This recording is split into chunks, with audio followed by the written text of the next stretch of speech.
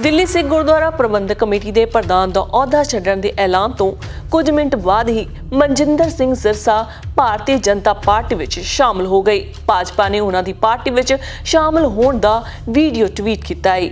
ਸ਼੍ਰੋਮਣੀ ਅਕਾਲੀ ਦਲ ਦੇ ਆਗੂ ਅਤੇ ਦਿੱਲੀ ਸਿੱਖ ਗੁਰਦੁਆਰਾ ਪ੍ਰਬੰਧਕ ਕਮੇਟੀ ਦੇ ਪ੍ਰਧਾਨ ਮਨਜਿੰਦਰ ਸਿੰਘ ਸਿਰਸਾ ਬੁੱਧਵਾਰ ਨੂੰ ਕੇਂਦਰੀ ਮੰਤਰੀਆਂ ਧਰਮਿੰਦਰ ਪ੍ਰਧਾਨ ਅਤੇ ਗਜੇਂਦਰ ਸਿੰਘ ਸ਼ੇਖਾਵਤ ਦੀ ਮੌਜੂਦਗੀ ਵਿੱਚ ਭਾਜਪਾ ਵਿੱਚ ਸ਼ਾਮਲ ਹੋ ਗਏ ਨੇ।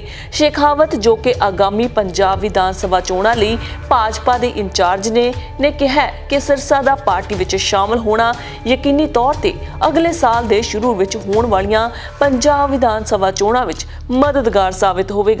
ਸਿਰਸਾ ਕੌਮੀ ਰਾਜਧਾਨੀ ਵਿੱਚ ਸ਼੍ਰੋਮਣੀ ਅਕਾਲੀ ਦਲ ਦਾ ਇੱਕ ਪ੍ਰਮੁੱਖ ਚਿਹਰਾ ਰਹੇ ਨੇ ਅਤੇ 3 ਵਿਵਾਦਤ ਖੇਤੀ ਕਾਨੂੰਨਾਂ ਖਿਲਾਫ ਕਿਸਾਨਾਂ ਦੇ ਵਿਰੋਧ ਪ੍ਰਦਰਸ਼ਨਾਂ ਦੇ ਵੱਡੇ ਸਮਰਥਕ ਸਨ। ਸੰਸਦ ਨੇ ਹਾਲ ਹੀ ਵਿੱਚ ਤਿੰਨੋਂ ਖੇਤੀ ਕਾਨੂੰਨਾਂ ਨੂੰ ਰੱਦ ਕਰਨ ਲਈ ਇੱਕ ਬਿੱਲ ਪਾਸ ਕੀਤਾ ਹੈ, ਜਿਸ ਨੂੰ ਭਾਜਪਾ ਵੱਲੋਂ ਪ੍ਰਦਰਸ਼ਨ ਕਰ ਰਹੇ ਕਿਸਾਨਾਂ, ਜਿਨ੍ਹਾਂ ਵਿੱਚ ਵੱਡੀ ਗਿਣਤੀ ਪੰਜਾਬ ਦੇ ਸਿੱਖ ਹਨ, ਨੂੰ ਸ਼ਾਂਤ ਕਰਨ ਦੀ ਕੋਸ਼ਿਸ਼ ਵਜੋਂ ਦੇਖਿਆ ਗਿਆ ਹੈ। ਸ਼੍ਰੀ ਪ੍ਰਧਾਨ ਨੇ ਕਿਹਾ ਕਿ ਸਿਰਸਾ ਦੇ ਸ਼ਾਮਲ ਹੋਣ ਨਾਲ ਭਾਜਪਾ ਹੋਰ ਮਜ਼ਬੂਤ ਹੋਵੇਗੀ ਅਤੇ ਸਿਰਸਾ ਨੇ ਪਾਰਟੀ ਵਿੱਚ ਸ਼ਾਮਲ ਹੋਣ ਤੋਂ ਪਹਿਲਾਂ ਦਿੱਲੀ ਸਿੱਖ ਗੁਰਦੁਆਰਾ ਪ੍ਰਬੰਧਕ ਕਮੇਟੀ ਦੇ ਪ੍ਰਧਾਨ ਦਾ ਅਹੁਦਾ ਵੀ ਛੱਡ ਦਿੱਤਾ ਹੈ ਅਤੇ ਉਹਨਾਂ ਨੇ ਆਪਣੇ ਨਿੱਜੀ ਕਾਰਨ ਇਸ ਪਿੱਛੇ ਦੱਸੇ ਨੇ। ਸਿਰਸਾ ਨੇ ਦਿੱਲੀ ਸਿੱਖ ਗੁਰਦੁਆਰਾ ਪ੍ਰਬੰਧਕ ਕਮੇਟੀ ਦੇ ਪ੍ਰਧਾਨ ਦੇ ਅਹੁਦੇ ਤੋਂ ਅਸਤੀਫਾ ਦੇਣ ਦਾ ਐਲਾਨ ਕਰਦੇ ਹੋਏ ਇੱਕ ਟਵੀਟ ਵਿੱਚ ਲਿਖਿਆ, ਮੇਰੇ ਨਾਲ ਕੰਮ ਕਰਨ ਵਾਲੇ ਸਾਰੇ ਅਹੁਦੇਦਾਰਾਂ, ਮੈਂਬਰਾਂ, ਸਟਾਫ ਤੇ ਲੋਕਾਂ ਦਾ ਧੰਨਵਾਦ।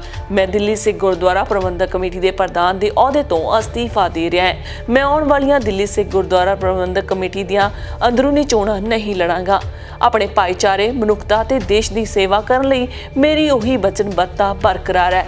ਸਿਰਸਾ ਨੇ ਭਾਜਪਾ ਦੀ ਟਿਕਟ ਤੇ ਰਾਜੌਰੀ ਗਾਰਡਨ ਤੋਂ 2017 ਦੀਆਂ ਵਿਧਾਨ ਸਭਾ ਚੋਣਾਂ ਲੜੀਆਂ ਤੇ ਜਿੱਤੀਆਂ ਸਨ। ਬਹਰਹਾਲ ਲੋਕਾਂ ਦੀ ਇਸ ਬਾਰੇ ਰਾਏ ਜ਼ਿਆਦਾ ਚੰਗੀ ਨਹੀਂ ਹੈ, ਕਿਉਂਕਿ ਲੋਕਾਂ ਦਾ ਕਹਿਣਾ ਸੀ ਕਿ ਸਿਰਸਾ ਲਗਾਤਾਰ ਭਾਜਪਾ ਦੇ ਖਿਲਾਫ ਬੋਲ ਰਹੇ ਸਨ। ਉਹਨਾਂ ਨੇ ਕੰਗਨਾ ਰਣੌਤ ਦਾ ਵੀ ਵਿਰੋਧ ਕੀਤਾ ਸੀ, ਜਿਸ ਦਾ ਮਤਲਬ ਹੈ ਸਿਰਸਾ ਭਾਜਪਾ ਦੀ ਹਮੇਸ਼ਾ ਹੀ ਰਹਿਨੁਮਾਈ ਕਰਦੇ ਸਨ। ਸੋ ਅੱਜ ਉਹਨਾਂ ਨੇ ਭਾਜਪਾ ਵਿੱਚ ਸ਼ਾਮਲ ਹੋ ਕੇ ਆਪਣਾ ਚਿਹਰਾ ਸਾਫ਼ ਜਨਤਾ ਨੂੰ ਦਿਖਾ ਦਿੱਤਾ ਹੈ। ਸਿਰਸਾ ਦੇ ਭਾਜਪਾ ਵਿੱਚ ਸ਼ਾਮਲ ਹੋਣ ਤੇ ਉਹਨਾਂ ਦੇ ਪ੍ਰਸ਼ੰਸਕ ਨਾਰਾਜ਼ ਨਜ਼ਰ ਆ ਰਹੇ ਨੇ।